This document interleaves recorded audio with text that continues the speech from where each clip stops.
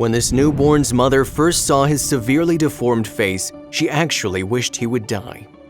When Robert Hoge's mother first saw his severely deformed face, she wished he would die. Through a brutally honest diary, in fact, Mrs. Hoge documented her initial feelings of rejection before deciding to leave the fate of her baby up to a family vote. When his siblings wanted their brother to come home, however, the family embraced him, and undergoing surgery was just the beginning for Robert. What follows is a candid account of self-acceptance and overcoming disability.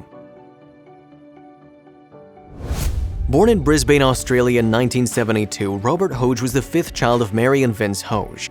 And before his arrival into the world, his parents had no reason to believe that their baby wouldn't follow in his siblings' footsteps and enter the world healthy and fully developed.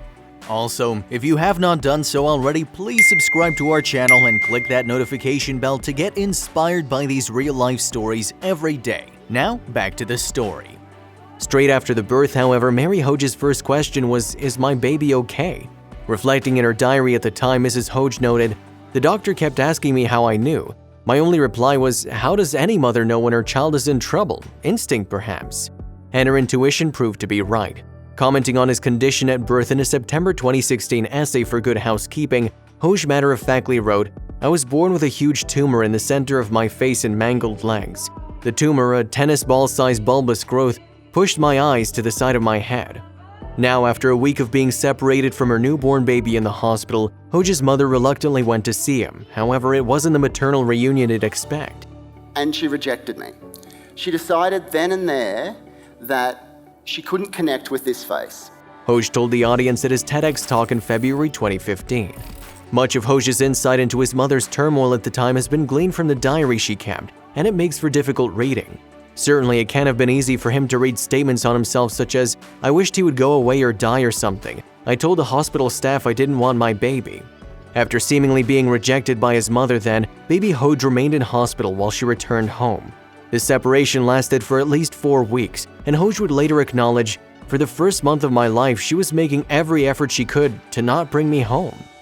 With 4 other children to consider, one of his mother's main reservations about bringing her baby home was the impact it would have on his siblings. And so she thought, if she's so worried about the impact bringing me home will have on my brothers and sisters, she'd better actually give them a bit of a say.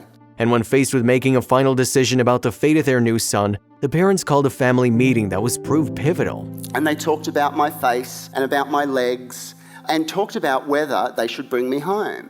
Yet Robert's siblings were unanimous in their decision. And they asked, should we bring Robert home? And one by one, my brothers and sisters said yes. Writing in her diary about the joint decision that was made, Mrs. Hoge stated, "Not one of the children hesitated. Each of them was quite definite that we should bring him home.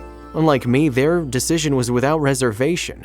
And Hoge, being embraced by his siblings, seemingly changed his mother's attitude. With the support of her husband then, focus shifted for the parents to the surgical options available back in the early 70s. Still, that choice wasn't going to be an easy road for any of the family.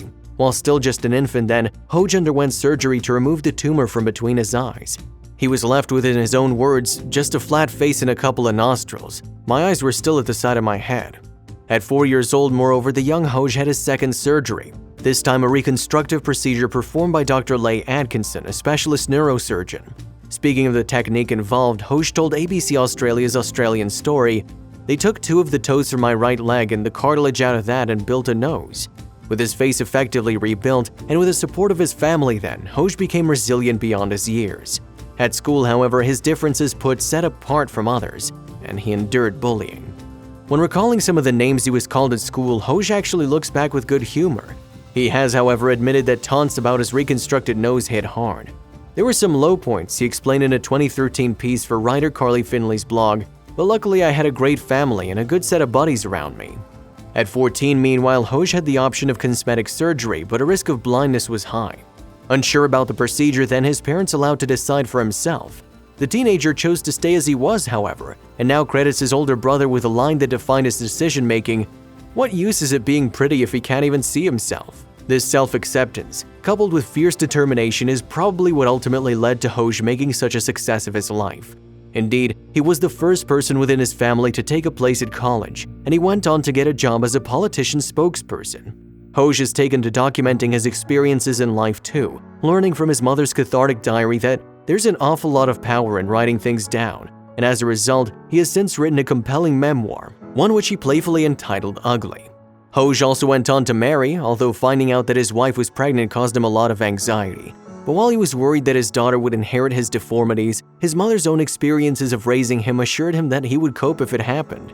In the end, though, Hoge's first daughter Imogen was born perfectly healthy, and he has since remarried and had a second child, another daughter Ava.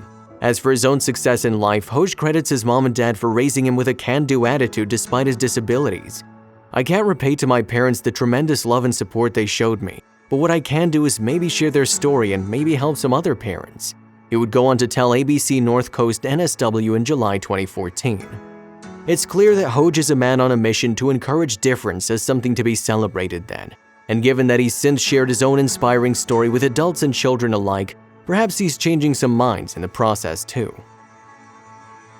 If you liked the video, please give it a thumbs up and consider sharing it with someone who may find it interesting. Thanks for watching, and I'll see you in the next video.